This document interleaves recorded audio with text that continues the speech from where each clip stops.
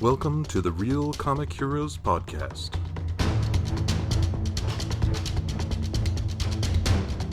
Your adventure into the world of comic book movies starts here. Greetings, citizens, and welcome to another adventure of the Real Comic Heroes Podcast. I'm Travis, And I'm Patrick. and we've got hopefully a fun one today. One I'm excited about. So I haven't yet found out how Patrick feels about this one. So Yeah, Iron Giant, circa yeah, 1999. Definitely not in my wheelhouse as yep, a 18-year-old, so I've never really seen this. yeah, I've seen clips and yeah, pieces, but I've never sat down and watched it and forgot how old school it was, mm, like animation-wise. yeah, I feel like it was almost like even subdued animation style from like other like Warner Brothers animation. Like the Batman movies we've seen uh-huh, um, had a little bit more flair to them than this. okay, yeah, Um, but they were still, well, even the Batman was, I think, even older than this, like as far mm. as capturing an era Oh, in some of the movies. But yeah, I forgot this was like a 50s, yeah, yeah, I guess, nuclear era right. uh race to Red the moon, Scare, red, yeah, yeah, space all this race, stuff. yeah. Yeah, so I completely was unaware of all the timing of the Okay. movie. And I had no idea Vin Diesel was the Iron Giant. Okay.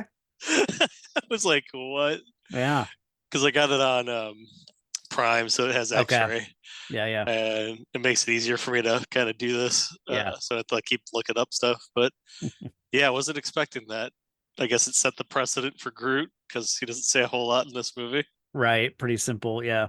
But I did remember, what was it Harry Connick Jr.? Mm. I did remember him being in it, Okay. voicing a character. Yeah. Didn't know it was some beatnik Right. junk dealer, but yeah, I was pleasantly surprised. Okay. I kind of pumped the brakes on expectations, assuming this was like a kids movie, Right.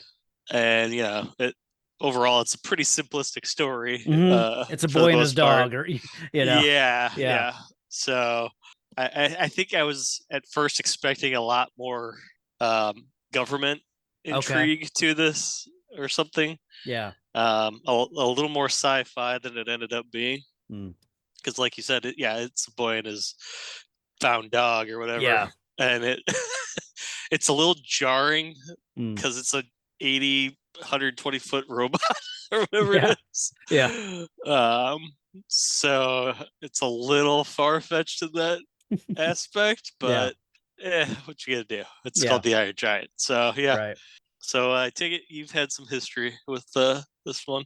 Yeah, this one I remember. I didn't see it in theater, and I remember Cartoon Network promoted the hell out of this when it finally came time for them to air it on their network. And I think because Warner Brothers dropped the ball with marketing this, like that's why this Mhm. did not do well in Oh, okay. theaters, because they just didn't know how to market it, I guess. But I think once it came out and once kind of the buzz started going with this movie, then Cartoon Network got a hold of it, and like I said, they ran promos like crazy, enough that I was aware of it, and I was interested. So I remember, I think I might have just scheduled a time to sit down and watch this whenever it was on, or maybe this was in the era where we would have had DVR, possibly. I don't Mhm. know. I'm not quite certain about that, but yeah, I watched it then, and fell in love with it from the jump, and have been into it ever since. It's one that I like to revisit, every now and then. It To me, there's no diminishing returns with this one. It's great every single time I watch it, and I think I mentioned it last time, in queuing up that this is what we're gonna do next. Like, this was one that I was preparing to do movies by minutes for. Okay. and literally mean preparing. I broke the movie into minutes. I did, background research. I did artwork for the show. Did all the kind of necessary, startup kind of stuff, but background research and stuff to do one of those shows. I even recorded 2 episodes. Oh And wow. then I don't remember when exactly I started working on that. But then the pandemic hit, and you would think that that would mean, hey, there's plenty of time to knock out this project. But for one reason or another, it just kind of languished, and haven't done anything with it since. And I've already like since moved on to doing Robin Hood, so I don't know if I'll eventually get back to doing this as a movies by minutes, but maybe. I my love for the movie certainly hasn't gone away. It's just that project just didn't materialize um like I planned to, Yeah.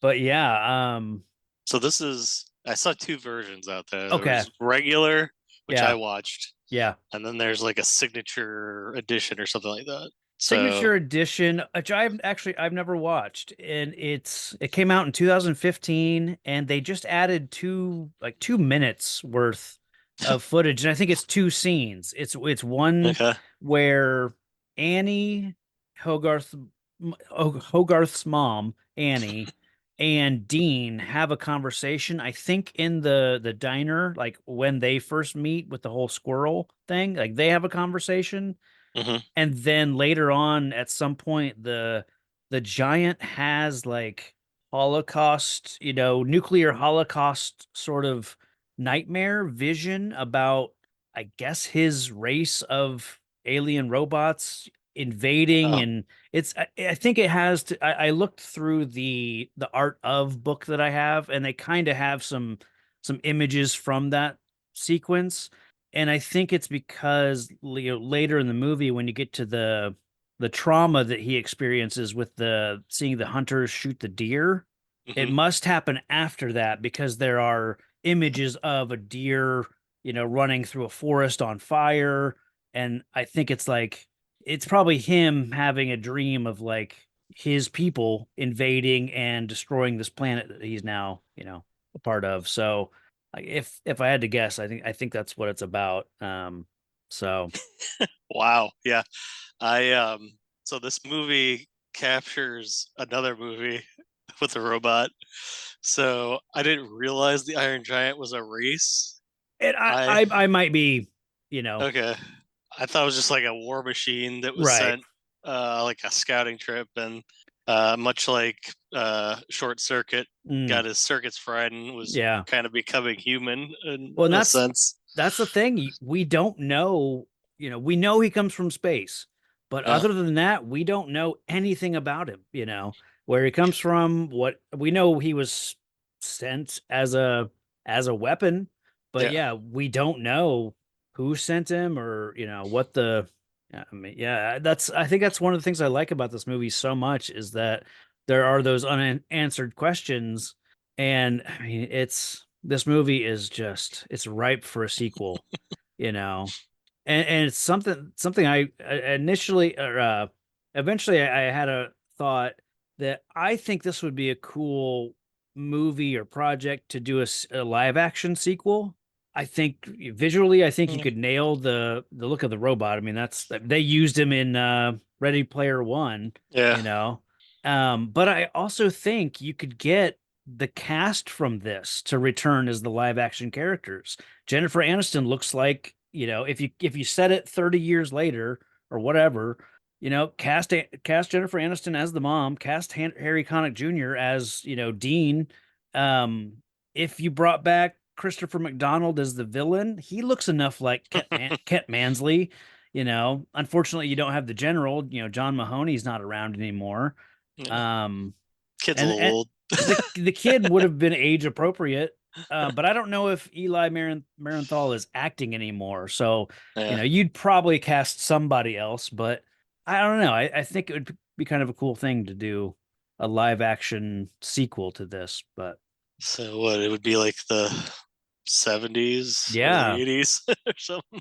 something like that. That'd be kind of funny. Yeah. because robots were big in the early '80s. Yeah, So yeah. yeah.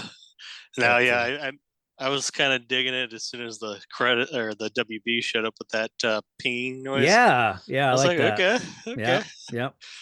I like that it There's like, opens with with Sputnik, you know. So hmm it opens with Sputnik floating past Earth with Earth 1957, and so it's like right there instantly, you know what, you know, that world building is, you know, is started from the jump, and so it just kind of sets you up for like, okay, we're in this era.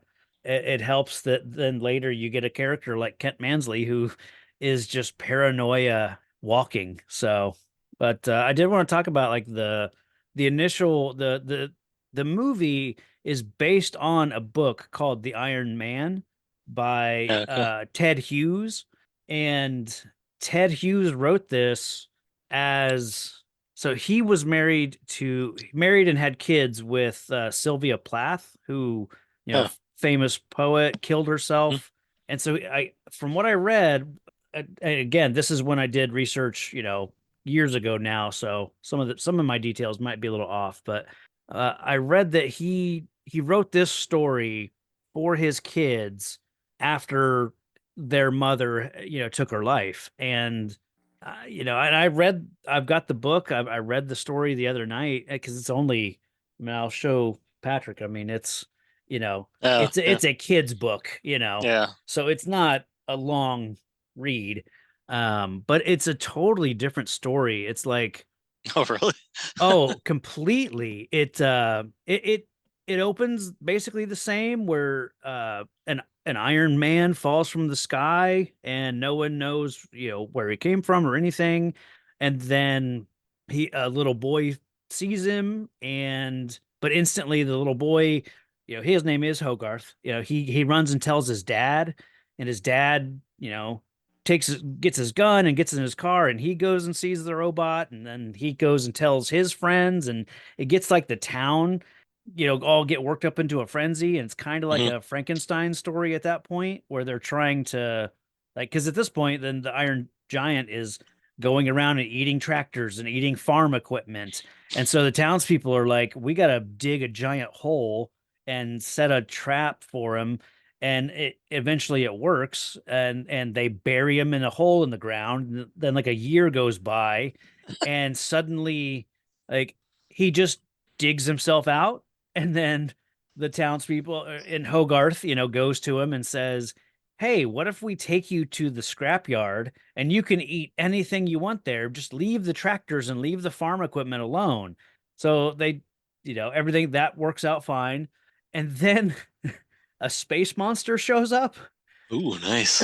And it's like, it reminds me a lot of like King Ghidorah from Godzilla, and in the book it literally calls the monster a, it's called a space bat angel dragon, to give you, I guess, an idea of what it Angel is, what it looks like. It's like a dragon with bat wings, and it, I don't know why they call it an angel, you know, but it comes from Dragon. space, so it's like, and then throughout the rest of the story it basically is a dragon, but it's, this monster is, when it lands on Earth, it covers Australia.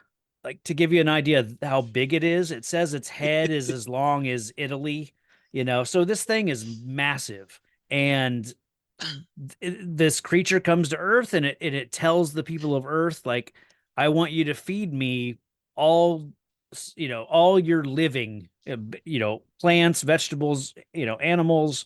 You just have to feed me. I just need to consume. And so the people, that they try shooting it with weapons, they try destroying it. That none of that works, of course. And so I think Hogarth goes to the giant and says, you know, can you do something about this?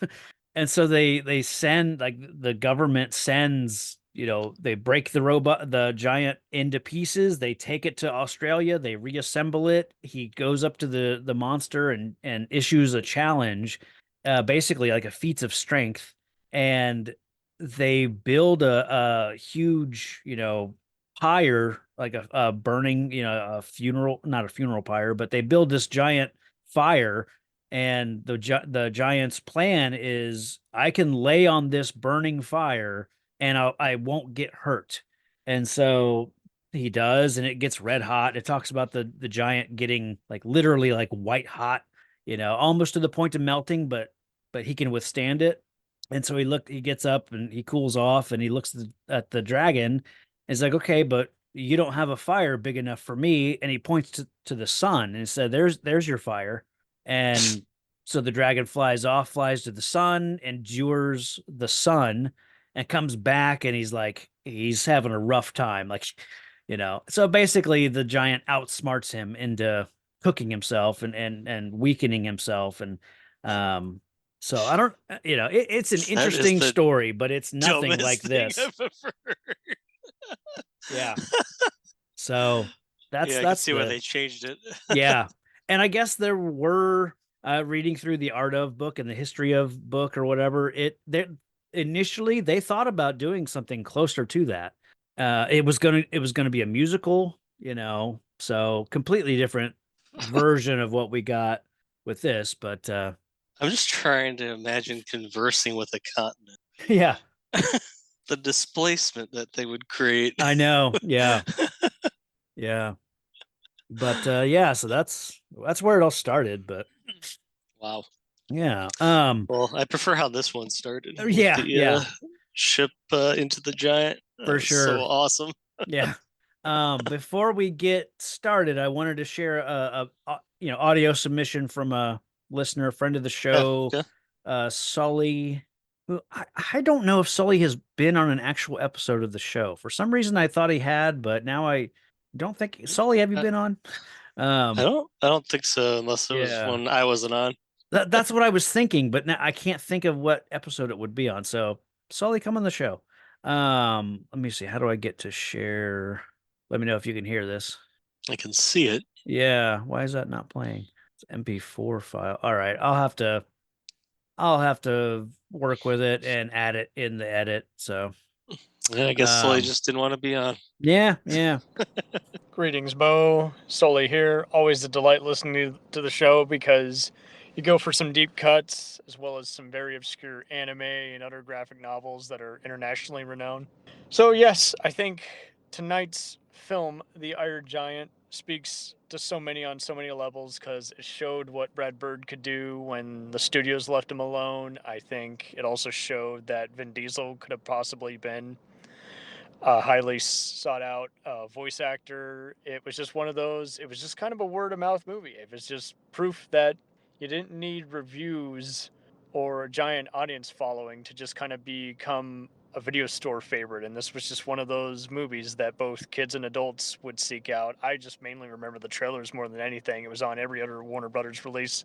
But more or less, I think you're going to dig into some good points. Fun fact, this was even featured on the Who Would Win podcast show, which details very creative versus matches with fictional characters. Check it out and enjoy tonight's show, all. He remembered the trailer for this being attached to all kinds of Warner Brothers stuff, and how it didn't like it got good word of mouth and stuff like that. So Okay. I'll Yeah, I have include, no I'll include it. recollection. Yeah.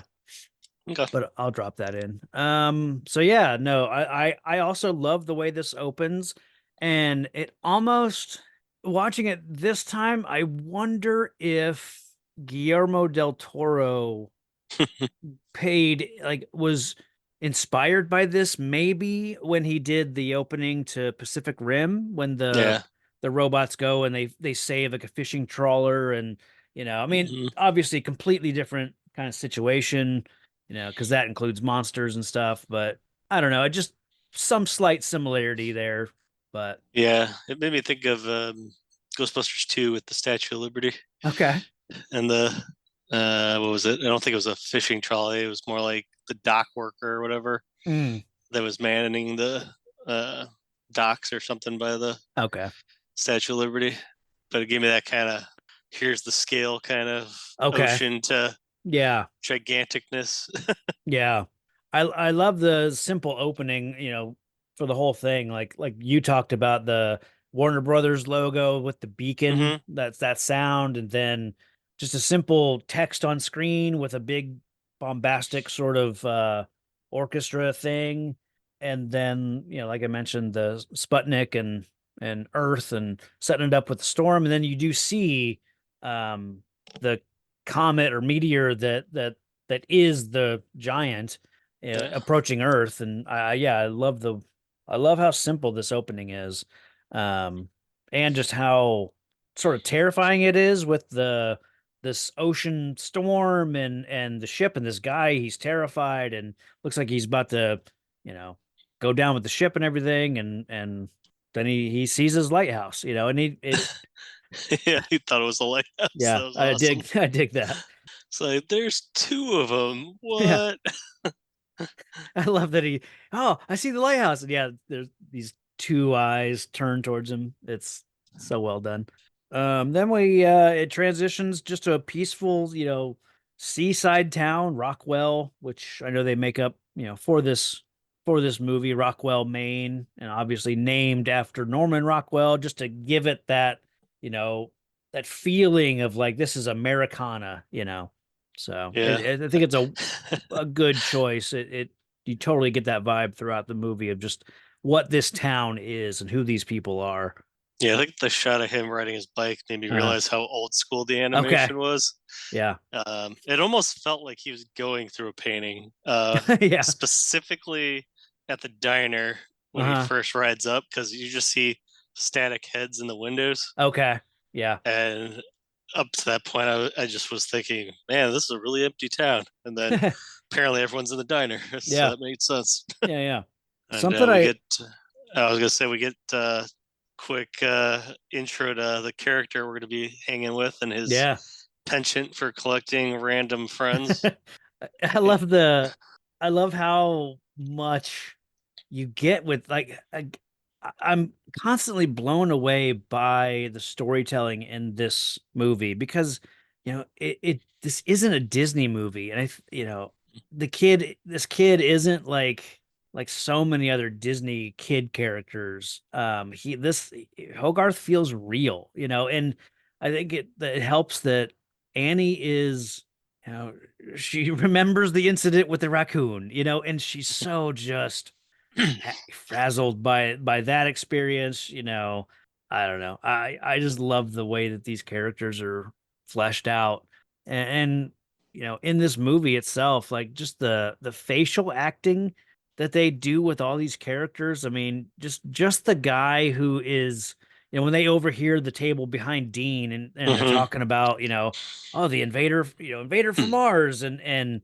when the one guy who obviously doesn't believe, I think his name is Earl, he's like, I don't know, in your case, I'd say whiskey or beer. And it's just such a expressive face, that I don't know. It works so well. And it's such a minor thing, but there's tons of characters like that in this movie. The train conductor later, the guy who, like the foreman at the power plant when Kent Mansley shows up, like just so many of these little characters who steal the show for me for like little moments. Yeah, there's a lot of little details that, because I was looking at it a certain way for this. Yeah. Like even Hogarth's top teeth, they're kind of crooked. Yeah. He's got a chipped tooth, pre braces. So. Yeah, I think Hogarth might be one of my favorite characters that we've talked about in a long time. I love this kid. I love the way they make him feel so real. So yeah, it's weird because like you get the gist of his character, but you really don't know a whole lot about him. Yeah, like you don't get to meet like until the end. He's got friends randomly, but you get the feeling that he may not be a popular kid, but I don't know that for sure. As the movie goes, they talk about how he's not, because he's ranting to Dean when he's on caffeine. He doesn't have friends because he's intelligent. He's an intelligent kid. So his mom bumped him up a grade, and that, alienated him from the kids in his grade. So they pick on him. But I and once he goes to his house and runs off into the night, he gears up, and just this simple bit of like character building, just these details about who he is. He runs off in an oversized bomber jacket. And there's at some point in his bedroom, there's a picture of a guy in an airplane. And Mhm. I get the sense that that's his dad, so that just tells Yeah. you right off the bat that this kid has lost his father and, but still has that jacket. He's running off into the night playing army guy like that. It's just so they don't tell us that, but they Yeah. show us that. It's so well done. It's yeah, because like you don't get like a scene at the school with him getting picked on or Right. anything. You don't get But you get the much chipped on his dad. tooth, so you think Yeah, maybe you he get the got gist. yeah, It's very economical yes. storytelling going on because this movie runs Yeah. fast. Like Yeah. it's I also quick. yeah. As far as storytelling goes, as I was flipping through this art of book, there was, it was like penciled in like dialogue. So I don't know if it ever made the script. I don't know if it ever, how far it got, but the line of dialogue was when he was introducing his mom to the squirrel. He said, "Oh, the storm may have knocked, may have knocked down a tree and now he doesn't have a home." Um, and so I like to think that maybe it was the storm, like I said, maybe it was also there's now a robot running through the woods, knocking over trees. So I like to think that, that the squirrel, that the squirrel comes to Hogarth because of the giant, through means because of, not a tree getting knocked down or whatever. And so the squirrel, goes to Hogarth. Hogarth takes the squirrel to the restaurant. That causes chaos. That causes Hogarth's mom to have to work a late shift to probably pay for all the damage and all the, because that probably all came out of her check. And so she had to work late. And that gave Hogarth the freedom to go out and find the robot. And so that may not have happened if this squirrel didn't pop into Hogarth's life. You know what I mean? Yeah. So I like that to think that it like all is a circle. See, I lost that thread as soon as he unzipped his pants and a squirrel came out. So Sure. I wasn't ready for, I guess Yeah. it was going for the nuts, but I wasn't ready for him to expose himself to the entire restaurant. Squirrel's head north, man. Yeah. I was like, whoa, okay, we went yeah. there. Okay. Yep. There's this one little detail when Hogarth is gearing up for to play army and run off into the woods. He Mhm. tapes the flashlight to his BB gun. Yeah. And when you look at it, if he fired the BB gun, he would have just shot the flashlight because the flashlight itself is, yeah. sitting in front of the barrel of the gun now. So Yeah. it's just a funny little detail that doesn't, it just again, it tells you what kind of kid this is. He's not thinking about the, that sort of detail. He's just, he's going off to see what he can do to, fight off invaders from Mars. So Yeah. I did enjoy the B movie he was watching before he yes. ran off. That was kind of Yeah. I'm funny glad to watch. I'm glad it was like a, sci-fi horror thing with Mhm. a alien brain monster and it wasn't like a robot invasion story that he happened to be watching, Yeah, I just like the fact that he reacts to the guy's cheesy pickup Uh-huh. and the way he does. Yeah. He's like, ugh. I think one of my favorite things in the, right as, at the power station right before they meet is the way we see Hogarth like looking around to see what's going on. And then in the background, you see the giant's head turn and you see the eyes lit up. It's such a cool little detail. And it has like a little musical score to it. It just a tiny little couple notes as his head turns. And this is the music in this is Michael Kamen, who's one of my favorites, and I love the music in this whole movie. But that whole power plant, their initial meeting and it turning from going from like the giant just wrecking this power station into the giant getting electrocuted and then getting saved by Hogarth. As a sequence, I think it's amazing. I think the animation is cool. You feel the pain. Like Vin Diesel does a great job, with that yelling, and that's all being like, modified and amplified and Yeah. but it's still, it's interesting that you can get that pain from him. Yeah, I just didn't like the comically large on-off switch. Yeah. That's conveniently placed where he can easily access it. And I was like, oh, okay, Yeah. that's super cartoony. Yeah. That's I was funny. like, that is right out of Looney Tunes, Yeah. basically. Yeah. And it's weird. They like really stick to that thing because that thing makes numerous comebacks. Yeah. Yeah. I'm like, okay, this is weird, but sure, why not? That's funny.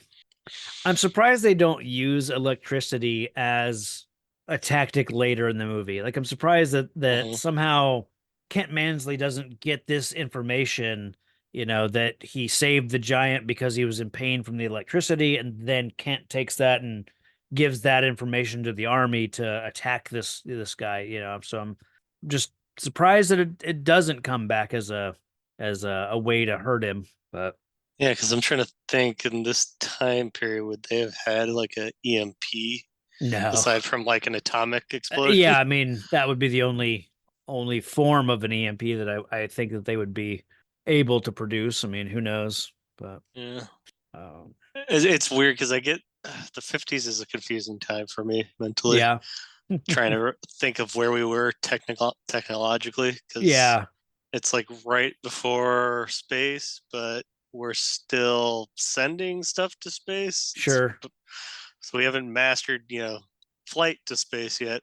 We can right. chuck stuff out there. Yeah, we got missiles and rockets, and Yeah. satellites are now going up, but Yeah. foreign satellites. Yeah. If only you could see it now. Yeah, yeah, There's random people throwing satellites up there now, yeah. let alone drones. Oof. I don't think he'd survive. Yeah. I love when Hogarth's mom comes to, obviously she's worried about her kid. He's not, at home. I like when he starts going crazy about 100-foot robots, and she just shuts him down and is like, I'm not in the mood. Like he because of the squirrel thing, like he cost her, wages, I'm sure today. She comes home, the power's out, her kid's not in bed, so that you're a parent. I'm sure that would be like the scariest thing you could think Yeah. of, like coming home and your kid isn't there, or of course this is the era where Yeah, she'd leave her kid alone for like an yeah, entire day. yeah. So I like that again feels so real, just a parent who shuts their kid down because, she's in the moment, she just cannot entertain his flights of fancy.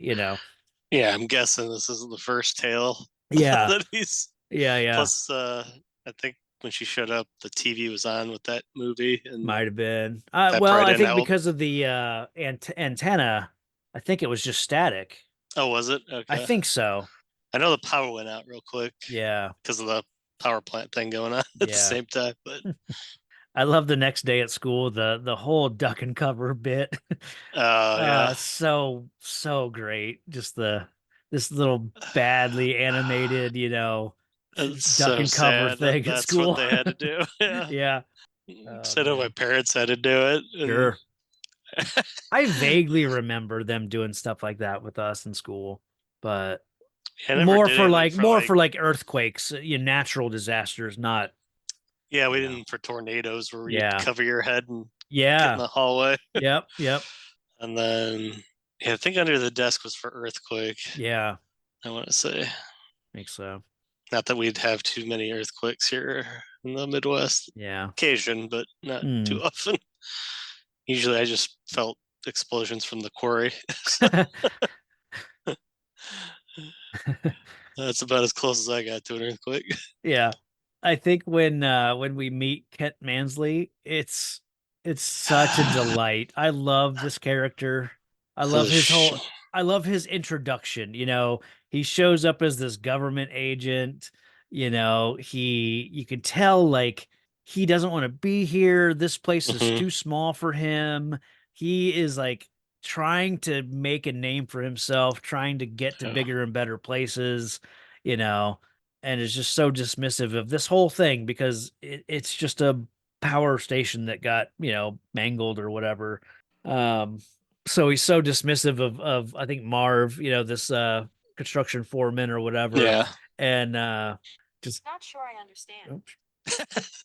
oh, thanks, Siri. Special guest Siri. All right. Yeah.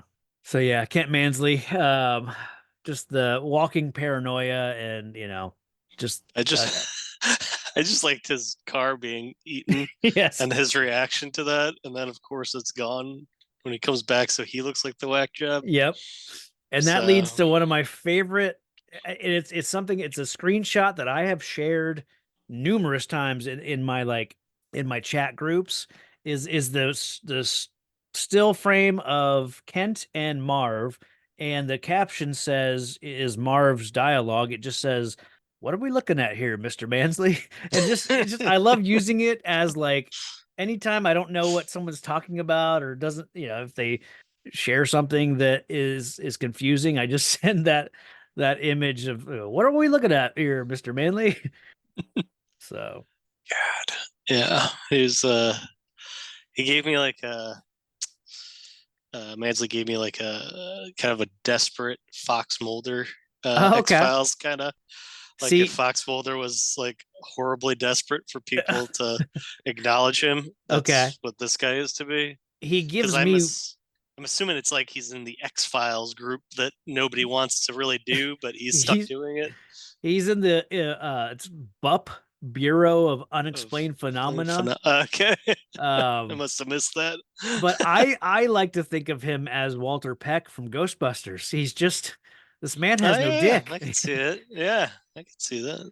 And I'm trying to remember, but on the rifle that's left, Yeah. does it say hog hug? Yes. Okay. Hog hug.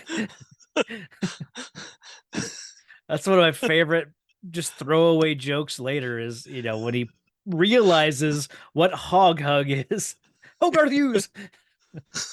But before that we get the reintroduction of Hogarth and the giant, when he's traipsing around in the woods trying to entice him with a piece of scrap metal. And I just love this scene. It's so the giant is so childlike and innocent, and he realizes that instantly of just like, oh, you're kind of like just a kid.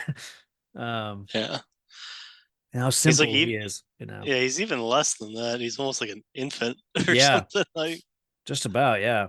But it's a fun scene of like the tree and rock and explaining that he can't just go into town and people will wig out, so yeah, I'm impressed he could move around as stealthy as that with all the yeah, foremen and his crew. And, yeah. The giant moving fighting. around in this movie is a little bit like yeah, it's taller than most of the trees, and yeah. it's just the chewing of a car might tip some people off. But yeah, hey, I still haven't found Bigfoot, so that's right. Not yet. That's right. He's out there.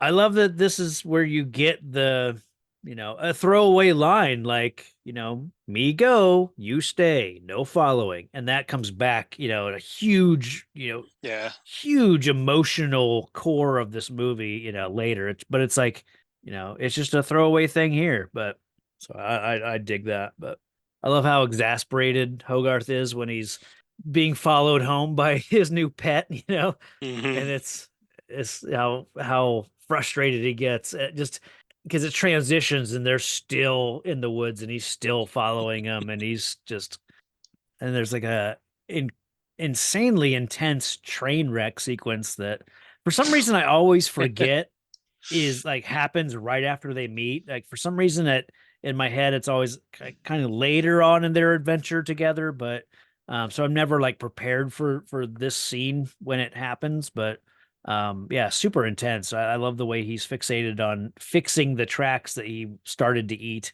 Well, he had to line it up, which is proper train rail etiquette. Right. Yeah. I just had no idea that he had like a beacon that called his body parts back to him. Right. Yeah. And then he got messed up at all. Like I just thought he just Yeah. took it like a champ, and Yeah. that was Which- that. But Which yeah, I think is something is an element that does come from the original story, because when he initially comes to Earth, I think he falls down a seaside cliff and all of his parts go, strewn about the beach, and his pieces, like his hand finds an eye, and then now that the hand has the eye, the hand can see, so the hand then walks along the beach and finds, a leg, and then finds the other eye, and it's like they all the pieces like find each other. So it's not like a beacon that is you know going off, but it's kind of the same thing. But sure. when when he gets home, he tries to hide the giant, and he's like in the house. He's in, sitting down to dinner with his mom, and he goes into this like the hand is now in the kitchen, and he has to go into Yeah. this prayer thing to. He's like, and stop the devil and get out of here, Satan. That was the best saying of grace ever. Yeah. And then Kent Mansley shows up at their house because he's investigating, and he's at the train tracks, and someone like he needs to use a phone, which I also like, is like letting us know what era we're in. Yeah. Where can I use a phone? So, um, so just I love this scene at the Hughes house with Kent Mansley poking around while Hogarth is dealing with this robot hand that's in the house, and when the little tiny joke of Kent knocking on the door, Hogarth answering, and him saying, Kent Mansley, you work from the government, and then he slams the door in his face, opens it up again, and he says, Kent Mansley, work for the government. And then I think it's like the next day or later on, you know, Hogarth is like, Kent Mansley, work for the government. He's like, I wasn't gonna say that. I don't know. It's just these stupid little jokes that just kill me in this movie.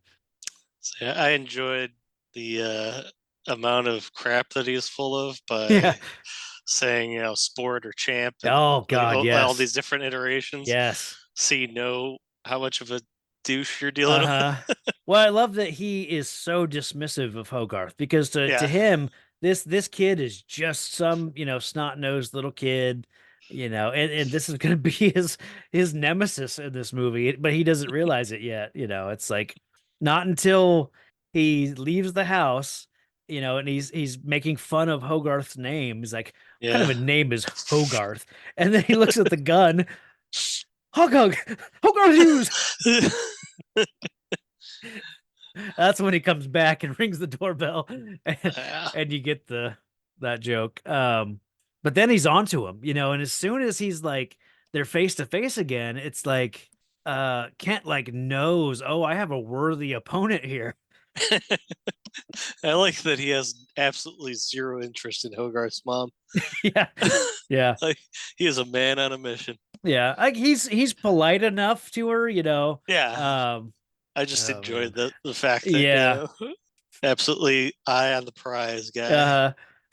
I like there's a little visual thing where Kent is in the house, he's calling, because the reason for being there is just to use the phone, so he calls the Yeah. general, and the general just laughs at his at the preposterousness of what Kent is trying to sell, and he hangs up the phone, and then there's like an oven mitt that's like has googly eyes and it's staring at him. I And didn't even notice that. yeah, because it's right when the general is calling him a fool or something, or is laughing at him as he hangs up the phone, and he looks up and there's this oven mitt like in his face that has these googly eyes, kind of making him look like a fool. And so he Kent actually turns the oven mitt away from him. Yeah, that's that part is what I thought. Ken is just like Hogarth in a sense, Okay. where he's probably trying to Oh, sell other stories in the yeah. past to make himself more valuable than he Yeah. really was. Yeah. Almost like how Hogarth probably tells a few tales from his active imagination. Right. Yeah, I get the sense that Kent has been demoted or something. Like, so he did Yeah. something that didn't fly, Yeah, there's So, something going on that the general yeah. is just treating him in that Uh-huh. matter of fact way. Yeah. Like like he lost the president's kid or something on Something. a field Yeah. trip for Yeah. some kind of duty that didn't work out Uh-huh. too well and embarrassed a lot of people. Yeah. Uh, ooh, maybe Hogarth or Kenneth is what Hogarth could have become Mm. if he Yeah. didn't meet the Iron Giant. Uh, There's a really beautiful scene in the barn. Like after this, Hogarth goes to the barn and he's like, "Hey, I brought you some comics. I thought I'd read you a bedtime story." And he's showing him, these actual real like Superman comics and the Spirit, and there might be another one, but like I just like that because this is a Warner Brothers property, they can use Superman and they can use real comics. yeah, He shows him some real comic heroes. nice. Yeah. They said the name. They said the name. But I like that whole I love that they can use Superman, the idea Yeah. of Superman in this, and then it becomes a huge thing for the Giant. Like that becomes a character element for the Giant, like just becoming a hero, The other options, that atomic metal man, Yeah. bad guy. Atomo, yeah. Yeah, a little too on the nose there for the Yeah. Iron Giant. Yeah. Is this where uh they go out into the night because the giant's hungry, right? So they start wandering around and they find like an abandoned car. Is that this where we're at? Yeah, Yeah. but then they pick it up, so he's got to pretend to be a billboard. Right. Yeah, I do like Uh, that. That's they fun. track him down, and I thoroughly enjoyed the Iron Giant's desperation to eat. Yeah. Like he's at like an all-you-can-eat buffet. Oh. Like, Yeah. yeah, He's twiddling his fingers and yeah. yeah. Yeah, so they go to the scrapyard. I like you get like a conversation. It becomes just a Dean and Hogarth scene, they're when Dean's in his place and they're just shooting the shit and drinking coffee together. Um, and again, you get one of these little nuggets that will come back later, because Hogarth is freaking out about the kids in his school picking on him and stuff because he's a little smarter than them. And you get Dean saying, you are who you choose to be. So obviously that'll come back as well. And I like that as a message. I think I lost the nuance because I was having trouble keeping up with his Okay. rate of speech. Yeah. Another one of my favorite like things from this movie to share. It's a good like when Dean is presented with the robot and just this whole like when Hogarth tells him like this is why he's here and this is what we're trying to do. And Dean just stands up, pours out his coffee, walks away, and and then it cuts to like 37 minutes later. Um, Yeah. so Hogarth returns home.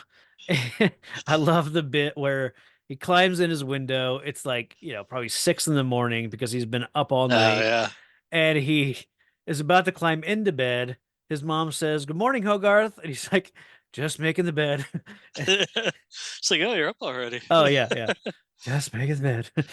Yeah. And of course, now you've got Kent there as he needs a place to stay since he's going to be in town investigating. So they've got a room, to rent, and Yeah, I just a see. nice bit of again, just storytelling and economical storytelling because she said earlier, like we got to rent this room if we're gonna, make a Yeah. little extra money this summer. So just good, storytelling. Yeah, I can't figure out their house because it's a farm, Yeah. but she's not farming. No, yeah. They got a barn big enough for the Iron Giant somehow.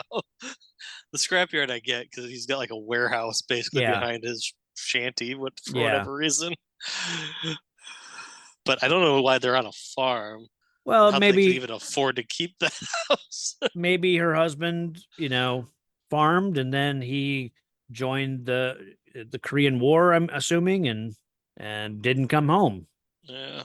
That's I just remember thinking, why does a waitress live on a farm?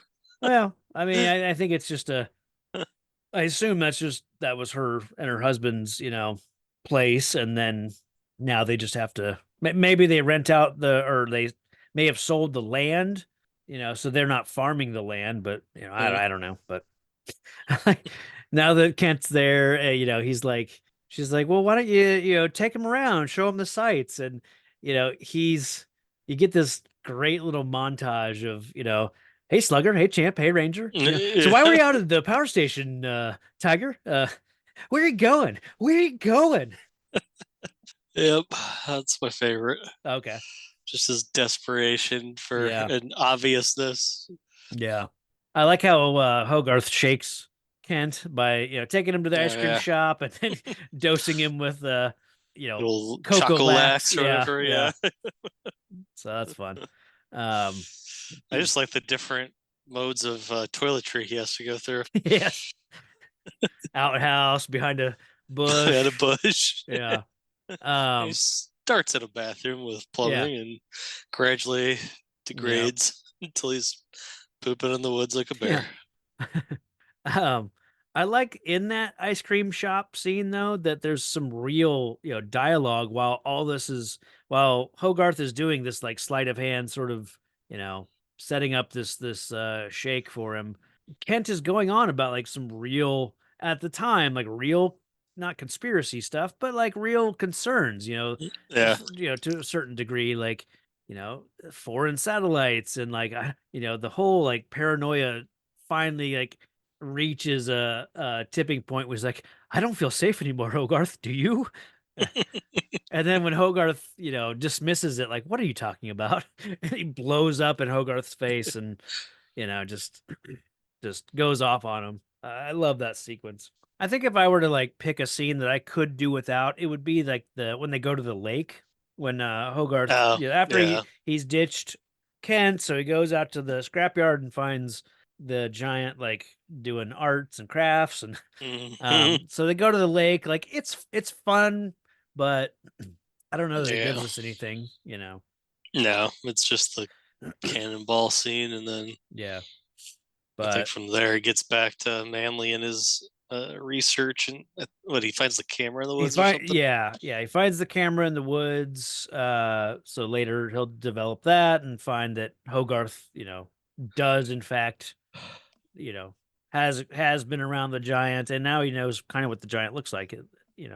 But you do after that you do get the sequence in the woods with the deer, which is it's a huge moment in this movie, and that leads to the giant learning about death and killing and guns and just all that is pretty heavy stuff. Like you said initially, you went into this thinking, oh, this is just a kids movie. So I don't know if this seemed. See, this is where I got a little. To me, it seemed like his autopilot kicked in when he saw like a gun. And, like triggered his what he's really made for. Kind of weaponry. Right. So like he didn't have control over that piece of him, I guess, fully, or didn't know what it was. His internal systems just like kicked on and switched into gear. I like how they say it that guns are bad and guns kill, but I don't get the sense that anyone was trying to, I don't think this is like a woke agenda sort of thing. And certainly at this time, they probably wouldn't be, trying to sneak in messages like that. But I don't, to my knowledge, this has never been an instance of anyone pointing to this movie and saying, well, look at what they're trying to force down anyone's throats of, because I don't think they're truly trying to say like guns are evil or, whatever. He's just using it as an example of like, this gun killed a living thing and that's bad, But they seem to focus more on the act of killing rather than I mean, the implement could be anything, but it happens to be a gun in this. Right. Although you could say it's anti-government. Yeah. We also get the souls don't die line, which is, I know, like a big kind of standout thing from this movie, is at least in the pulp culture sort of impact that this has made. I even have a shirt that looks like a Iron Maiden. it's like inspired by Iron Maiden. It's got, it says Iron Giant. It's got his face on it, and then on the bottom it says "Souls don't die."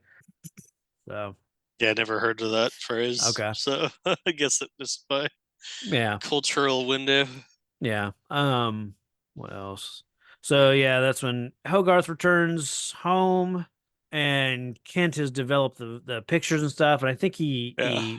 he gets him in the barn, right? Like his mom's Yeah, it's working late, creepy as and yeah. it gets dark, yeah. But I love what it leads to. It leads to Kent versus Hogarth in this standoff of like who's gonna fall asleep first. And I love how Hogarth outwits Ken. I guess is just able to outlast him by making him think he's falling asleep. But it's like it's something I didn't realize until I watched it for this, how smart it was of Hogarth to put on that helmet. Yeah. Because I just thought it was like, hey, if we're in battle, I'm gonna wear a helmet, because I just thought it was like, oh, it's just a cute, funny thing that this weird kid would do. But then when you think about it, that helps sell that Hogarth is still sleeping in bed because he can put the body, do the Hello and classic yeah. the classic, ruse of the pillow in the sheets, but now he's got this helmet that looks like his head. So it's totally smart. It's totally something I never picked up on for a little while, like I said, until watching it for this, that this was all premeditated. So Yeah, at first I thought it was like his way of saying he's going to battle and yeah, like yeah. the goggles were for I guess a staring contest to protect Right. his That's eyes. what I always took it as too, but And I was like, oh, that worked out for the yeah. fake body. Although I Um don't know, I can't remember what that payoff is other than him walking by and saying because good it gives morning. him time to get out to the scrapyard and warn D, or maybe just make a phone call. But I get the Yeah. sense that he goes to the scrapyard and warns Dean, because since the next day the army shows up, the army rolls into the scrapyard to find the metal man, which I think is Yeah. a missed opportunity for when the army shows up at the scrapyard and like, oh, you want to see the metal man? Like they could have called it the Iron Man, just call it back to the book. But That's my 21st century brain then. Because I okay. was thinking, why didn't he just call? And then I was like, oh, because he didn't have a phone in his bedroom because it's the 1950s and they have like maybe one or two phones. Yeah. I will say that Hogarth is a psychopath Okay. because he gets into bed with his shoes on. Yeah. That's crazy people behavior right there. Yeah, for sure. Granted, the helmet, also sells that Right. Yeah. as well. So Then this is kind of where the movie, makes a huge turn when they're playing in the scrapyard, and because they think, hey, everything's fine now. They tricked the army into thinking it was this big sculpture, and so they yeah. leave, and then yeah, so they're just playing, and it sets the Giants like defense system into gear, and of course I like that plastic laser gun yeah, would trigger that. Like it yeah, doesn't know it's not a weapon.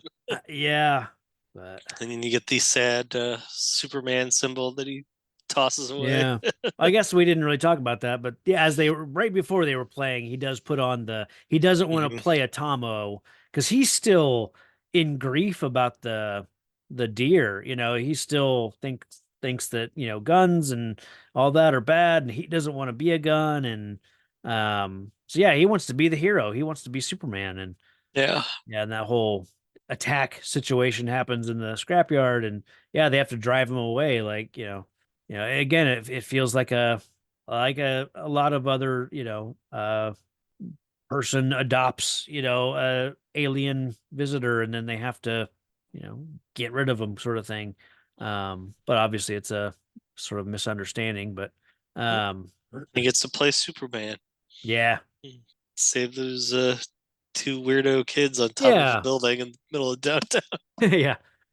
I wish that these two kids up on the top of this building, I wish had been two of the kids that we saw earlier in the duck and cover scene who were Yeah. harassing Hogarth about, because Hogarth says like, I saw it. It was a metal man or whatever. It would I have been cool assumed if, they were. they Yeah. weren't. They're definitely Okay. not the same characters.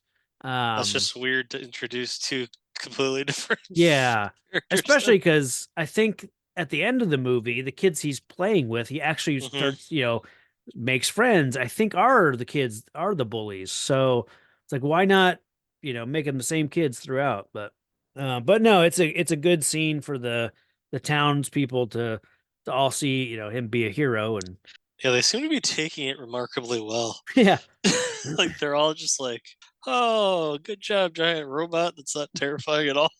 yeah, And then the military comes in, guns and a then blazing. the military ruins everything. It's like, we don't know what it is. Shoot it. Yeah. Talk about a bad call. Mm-hmm. God. Although I did like the tank blowing up the water tower. That was pretty sweet. Oh, sure. I just like that shot. The whole it's like an action spectacular. This whole action, it's like probably a 20-minute, sequence of just full on action and military stuff. And, it just goes from, from the city to him running around getting shot at. And then he links back up with Hogarth, and then it, turns into a, like, he starts running from the military, and that's when they slide off the cliff, and then you get the whole, you could fly. Beautiful sequence there of him, flying through the air. He's like, put one arm up, just like Superman, and then he takes on the jets, and it's all Yeah. so good. Yeah, it leads or that all leads up because of Manley's interpretation of what Dean had said. Yeah. And say that, it killed the kid. Right. Yeah. Get a true sense of his character. Yeah. If you didn't already. There's a moment where they're in the air and the robots like systems are about to like fire, take over and fire on one of the jets, and the robot actually like blocks, puts his arm in front of his eyes to sort of like cancel out that system. So I like that he can realize that this system is engaging and I can shut it down. So it's just a nice little moment of him, like, because he I think he even says no, like he doesn't want to attack anything. So, although I will say, when he was taken off for the first time, Hogarth's mom would have been barbecued on the cliff. There's not a chance. Right. Each of his feet are bigger than a spacecraft, and I still question the technology behind the Iron Giant. Yeah. It's pretty fantastical. A little bit, but it's alien. We don't have to understand how it works. It just works. Yeah, exactly. The whole, like, as if all this wasn't amazing enough, I guess. Like they ratchet it up a notch when he crash lands on Earth and he can't find Hogarth. He's not in his hands anymore, and then he finds him in the snow. And because of the deer, he reaches out, he's about to pick up Hogarth, and they don't, I like that you don't have like a flashback, or you don't hear Hogarth in the giant's, memory saying, don't do that, don't pick him up. But you can tell, like, he remembers, oh, I'm not supposed to touch this dead thing anymore. And that makes it even harder for the giant. And that's what sends him into this blind rage, and he just lets go, starts getting attacked by the government, and then fully, transform into like this killing machine that he's, was sent here to be. I love his transformation. Okay. Like, well, even leading up to that, you could see him shaking. Yes. Like with grief and emotion somehow. Right. But I thoroughly enjoy the transformation, like the tentacle lasers and his head going down and into a shield of some sort, like a space helmet almost. His arm flips into a cannon. The other's like a disintegration ray. Like, it's like insane how awesome. Right. I think I don't love the tentacle laser things on the back. I don't love those. It makes me think of like War of the Worlds or Okay. like um yeah, that's probably where I'm getting it from was War of the Worlds. It's very 1950s And B movie that's fair. sci-fi. Yeah. And like there's this really sweet weapon where it like shoots like lightning Uh-huh. and it's like a spinning disc that has little tappy things on it. Yeah. It's And like I'm just like, a water that is so spigot cool. thing, like one of those water when you're Oh, when you're that's yes. yeah. It The hits it and sprinkler. diverts Yeah. it. So it's like, yeah, the Uh-huh. spinning thing gets hit by these little Yeah. prongs and it sends. It's just so cool. Like Yeah, yeah. I had to rewind that at least 5 times to Nice. see if I caught all the little weapons and doodads Yeah. and like his arc chest piece, like Yeah. Iron Man. That and just like the colors. Like he's a Mhm. very gray metal robot. Yeah, And and now suddenly he's there's like Christmas all lights on his chest and he is technical. He is Vegas. He yeah. is on. I love how it shows just how much power he has. Like he's like Yeah. you said, he's disintegrating tanks, and he's about to completely wipe out a like a battleship out Yep. in the off the coast. And I think that might be when Hogarth. Yeah. They've woke him up. He's just unconscious and everything. And Hogarth like says, Giant, stop or something like that, and that diverts his attention enough to not destroy this battleship. But it still shows you just how powerful he is.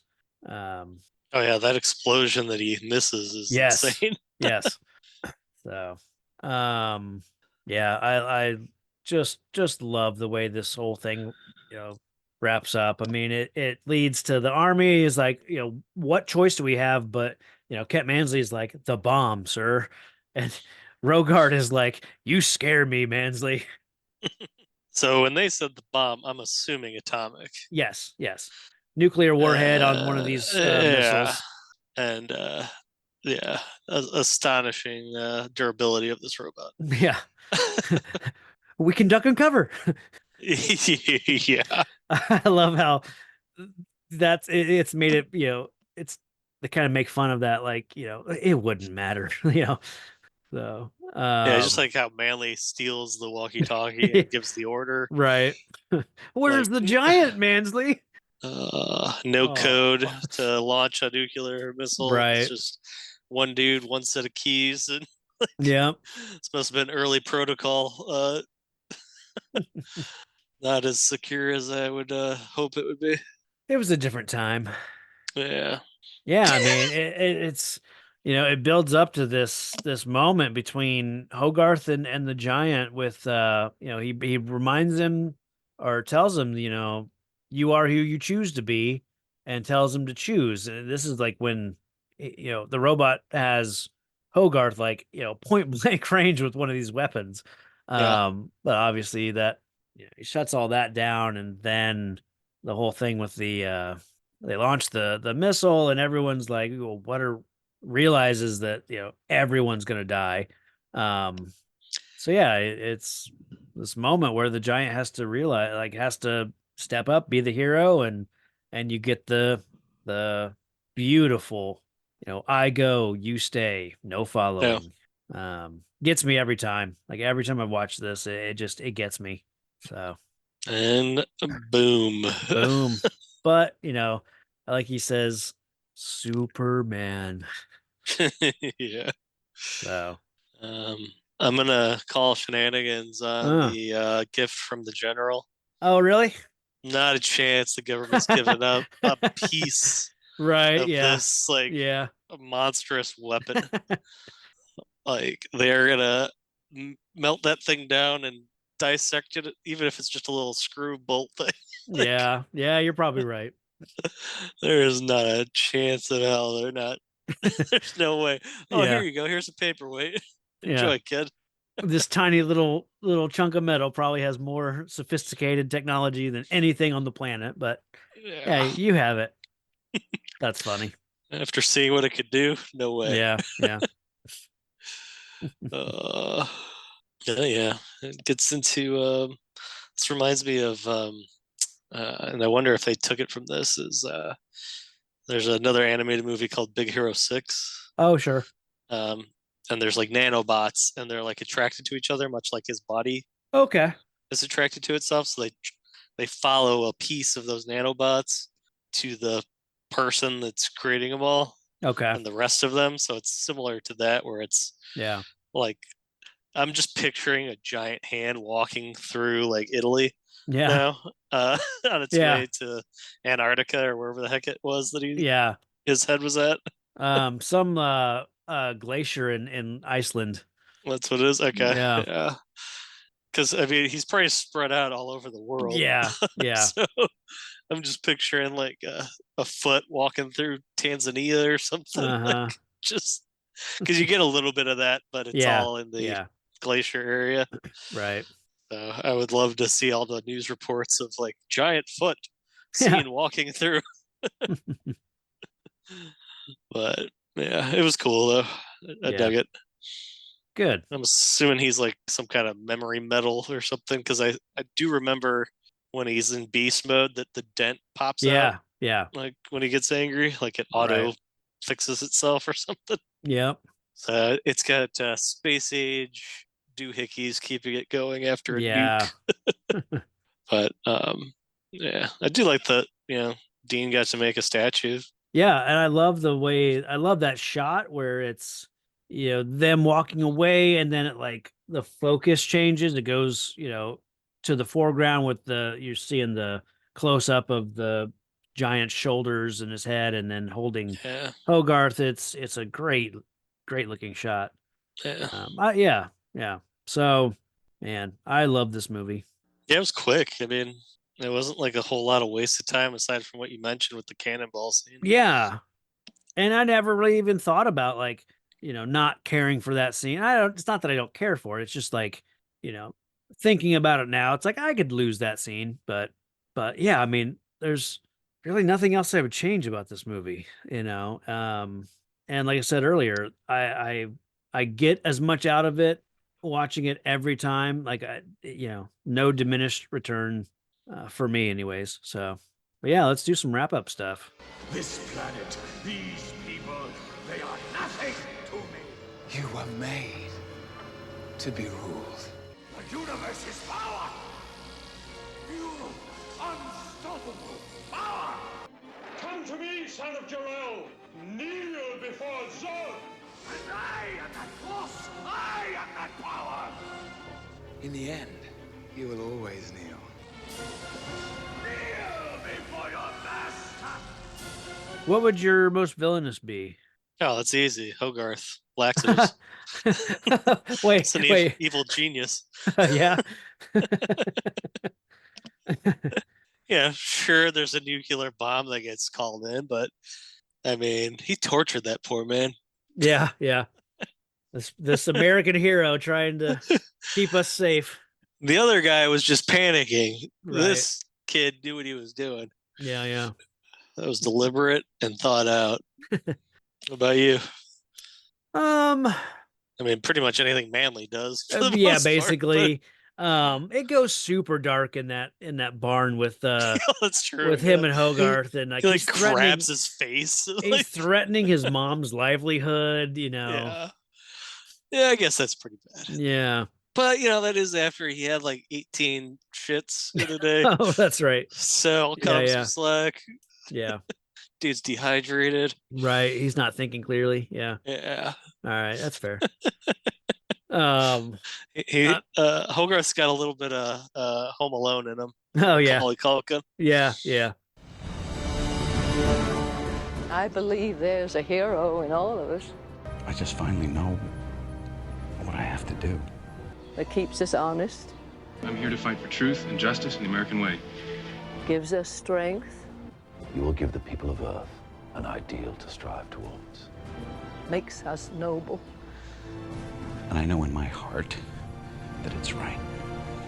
There are so many good hero moments to with this one. What's your standout? I'll go with the one that made me laugh. It Okay. was when Manly's trying to drive away and he Yes. just plops his hand down and then does like a hero pose. Like the Iron Giant just like puts his hands on his hips and like just Oh. stares at him like, Yeah. I foiled the robber. Like, I don't know, it just made me laugh. Nice. For me, I mean, there, like I said, there are a lot to pick Oh, from, but that ending, you know, just the I go, you stay, no Yeah. following, that gave me chills watching it. Like I said, it you know, it got me like, and it has so many times watching it, so I can't think of another one that tops that. I mean, like I said, there's some good ones, but I mean, you got Hogarth flipping the comically large switch in the midst of yeah, electricity flying everywhere that takes a to that's a save brave the kid, robot and I there. do like Yeah. that he, in that moment, like he's running away, and then he gets out to the woods, I think, and he's like, hmm he hears the giant screaming, and realizes like, hey, this thing's in pain, you know. So that actually is a good moment, but yeah, I love that also. Like you do get the sequence kind of at the end, which now would be a post credit sort of thing with catching up with all the pieces, and then it just hmm zooms into the face, and you get this big smile from the giant. So that is a nice way to end it, and it's like, and that alone is like, you know, how have we not gotten a follow up to this yet? But from what I read, like every time Brad Bird has been asked about it, he's like, I just don't want to do a sequel. So you know. Yeah, I had no idea that CGI was even involved in this movie Mm. because I saw there was like a CGI department. I'm like, Oh oh, yeah. okay. A lot of Like it the looks so hand animated to me. yeah. I think most of the giant walking around Yeah, is CGI, but then they layered 2D on top of it so it didn't yeah, look.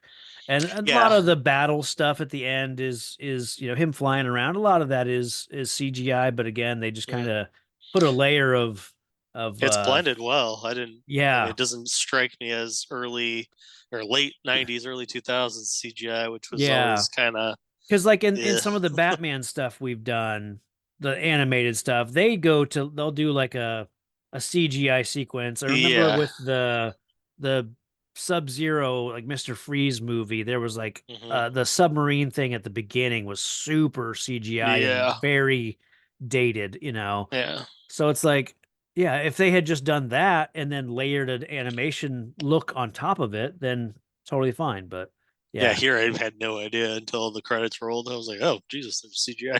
yeah, It's like, huh, okay. yeah. I like the Um, subtlety. yeah. It just fits that era that it's being set Yeah, in. It just looks appropriate. Yeah. yeah. It's. I want to say it gives me like. I know it's later on, but Rocketeer kind of Yes. feeling. Yes, Um, absolutely. although I think Rocketeer's a little earlier. Set in the 40s, yeah. Yeah, Yeah. But yeah, same kind it of has that pulp vibe. hero sort of Yeah, vibe. Yeah. Yeah.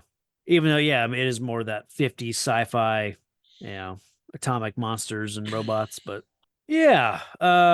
What would you rate it? I'm gonna go with a fiver. Nice. I mean, this was awesome. It was quick. Yeah. It didn't drag on like a lot of movies do. It Yeah. told a coherent, easy to understand story. Right. And I like, obviously I'm gauging this on it's a cartoon Yeah. and could have been so much worse. Yeah. And like I didn't realize there was CG. It blended so well. It looked period appropriate, and the acting was awesome. Yeah. I had big names I didn't know were in it. Mm. Yeah, Like I had no Mrs. idea Jennifer Aniston was in it. Right. I knew Harry Connick Jr. was somehow. I knew that. I Yeah. don't even know how, but Yeah. yeah, I had no idea that Emmett Walsh was in it as well Yeah. as he's like in everything, but He's like he's he's the boat captain the or boat whatever. captain. And Yeah. obviously Vin Diesel. I had no idea, but Right. yeah, it was just it was a fun watch. Like I could easily like jump into this if it's just on TV and at any random part. Because even the one part I didn't really dig that much isn't that long. It's that cannonball Okay. hangout session. Yeah. But I think as far as that sequence goes, like I said, it doesn't really add anything to it, and it features the most cartoony thing in this yeah, movie, which is when the water washes everything away, and Dean in his chair washes away and settles down on the road. That Mhm. feels so cartoony to me that, it feels Yeah. Looney Tunes to me, not, Yeah. the realism that is being shown in this movie. But Yeah. it does have one of I think one of the funniest things is once he's in the road, the truck pulls up. He's like, I forget what the guy in the truck says, but yeah, Dean is just like, yeah, all right. I don't know, Yeah. I think that and the but giant switch are probably the two most Looney Tuny kind of. okay, that's fair. Yeah, Yeah, I it's never thought about comically. that, but yeah. Yeah. But to me, this is like it's like middle of the road. It's like a 2.5. No, Yeah, I got that vibe uh, from you. yeah, yeah. No, this is obviously a solid 5 from me. I think it's a perfect movie. I could watch it at drop of a hat. Yeah. Obviously I was gonna give this a 5 from the jump. I love this movie. So So let's do the yeah. math on that. Hmm. I think that gives us a 5. I think so. I don't think we've had a solid 5 in a while. Yeah, But probably not. but yeah, I'm I could see why it's got the fandom behind it. Like I was yeah. kind of mad at myself for not having given it a shot, but Okay. Yeah. late '90s wasn't exactly the heyday of animation for me. So Yeah. Yeah. I was just like, it's a kids movie for, and then it was also Warner Brothers, so I'm like, that's hit Right. or miss How unless good could it's it like, be if it's not Disney or well, and that it's just like I just knew him from like creating Batman movies and like straight yeah. to video kind of stuff. I can't remember if maybe I'm thinking of like when I think when Warner Brothers did Mask of the Phantasm. Hmm. I want to say because Warner Brothers doesn't really do a whole lot of animated, features like this. So I feel like they flubbed that one too. It's like because they didn't know how to market it. Yeah. So Yeah, anything I associate with Warner Brothers was straight to video as far as yeah, a feature length animated movie goes. Like I didn't remember too many out in theaters kind of yeah, thing. So I automatically just figured it's, Looney Tunes meets yeah, Batman meets Rocketeer or something. right, Which does sound cool now that I say that out loud, yeah, but yeah. yeah. So yeah, pleasantly surprised. Well, right on. I wasn't sure how you were gonna feel about it. I kind of figured you'd enjoy it, but I didn't expect a 5 when we Yeah. initially. So that really Yeah. pleases me. And as I was watching it, this is one of those that I can't see anything wrong with it. So I'm like watching it. I'm like, there's no way he'll have a problem with any of this. This is all amazing. So Yeah. it's like as Just I the was giant watching the switch. movie, it was just like how could he not like this? So Yeah, I mean, the um only thing I could say would be that it does move very quickly. mm, So you don't get like super invested in Hogarth. Like, okay. because I don't know that much about him. He's got some absentee father, don't know Yeah. why he's not there. He's he's not really getting bullied from what you see. They kind of just, you don't get much of the school in it. Mm, So I don't really, he mentions it, but I didn't really hear it because he was talking like a chipmunk. yeah. Um, Yeah. so like I didn't have that much of a character based Okay. connection with anyone really. Yeah. Um, so that's the only kind of nitpick I could throw in. Okay. But in the Yeah. end, it would have just bogged it down and made it longer and probably less interesting anyway. Sure. So I think I'm just used to getting hit over the head with character development Right. stuff in most movies that I'm Yeah. like, I mean, what's his arc in this movie? I mean, I think he learns to. It's hard to say, I guess. If That's he what I mean. Like, learns, I'm sure there is, but it's not yeah, evident unless I like mm, really think about it. yeah, And that could because just be he, my Disney training where you got to yeah, learn a lesson and become a better person. Because, yeah. like, he was already a good kid. Oh yeah, he was always a good Um, kid. I think it's just like I think what Dean tells him, and then what he then tells the giant, like you are who you choose to be, and then after this encounter with the giant, he learns to, I don't know, maybe he becomes cool because of the giant, so the kids yeah, play with him. yeah, Yeah. But that's not That's really the message, kids. Yeah. That's more of the bully's character growth, I guess. Right. Yeah. Yeah.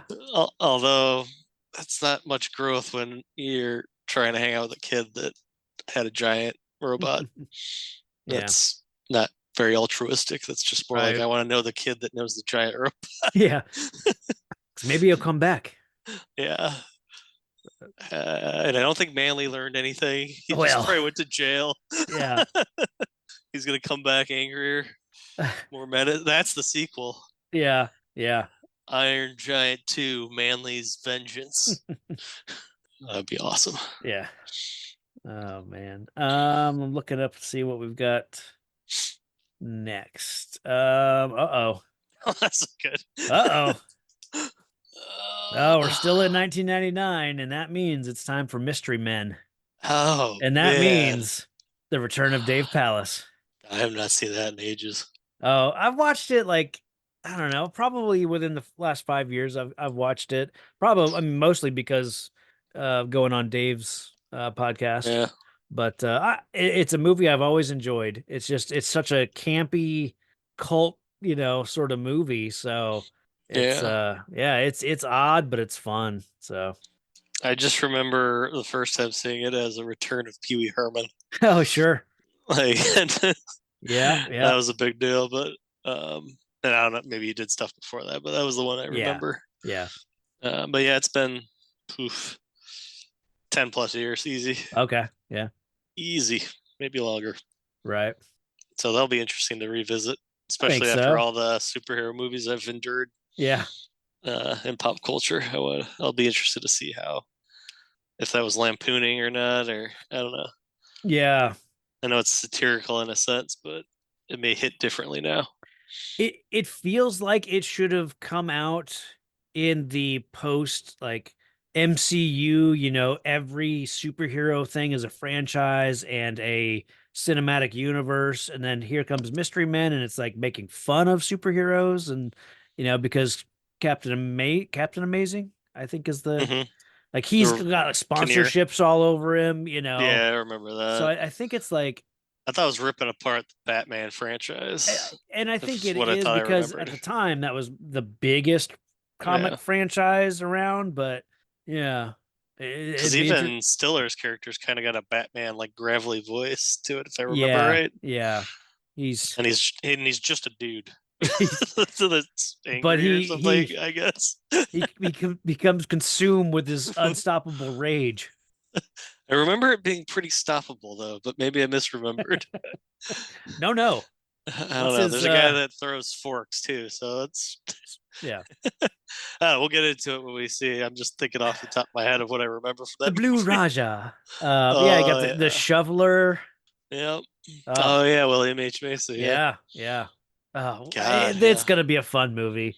Yeah, it'll I be think it's gonna be interesting. kind of like when we talk about Austin Powers. It's like it might be tricky to condense like a movie like that into not just talking about like the silly bits or whatever, but Yeah, but it'll be interesting. I'll look forward to it. Yeah, but probably gonna be it for now. Anything to wrap up with? No, I think I'm good. All right. Just gonna wait for the rest of my body parts to reassemble here. Yep. All I've seen of you tonight is your head. So, Yeah, that's true. so I assume all your legs and hands Yeah. are all scattered about. Yeah, I'm just missing my pinky toe on my right foot. That's it. Well, it'll turn up. Okay, that takes a while. Yeah. All right. Well, I guess until then, see you later. In a place called Champion City, the forces of good and evil Captain Amazing, what a surprise. are about to collide. Well, we've always been each other's greatest nemesis. Nemesis. Nemesis. Now, with the city's one true hero missing, Captain Amazing is in danger. Kaboom! Who will step forward? You again, wannabes. To answer the call of justice. Don't mess with the volcano, my man, because I will go Pompeii on your butt. Oh, golly. They've been waiting for this moment. The city's in peril, Lucille. All of their lives. Butch needs his vest back. Well, it's my vest, too. I bought it for him. But now that their time has come, I'm a superhero too. What's his power? they're going to need all the help they can get. We gotta find a lot of superheroes really quickly. State your name and power. PMS Avenger. I only work 4 days a month. Is there a problem with that? No. I am the Waffler. Waffle Man! Am I too late to try out? Sorry. You're in. Wow, my first mission and we're gonna rescue Captain Amazing. Here we go!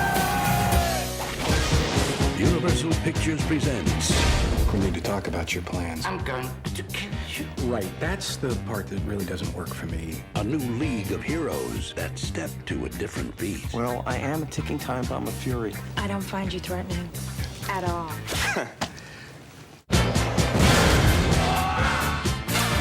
Let's do some carnage. We're not your classic heroes. We're the other guys. Mystery Men. I'm invisible! Can you see me? Yes. Wow. Maybe you should put some shorts on or something if you want to keep fighting evil today.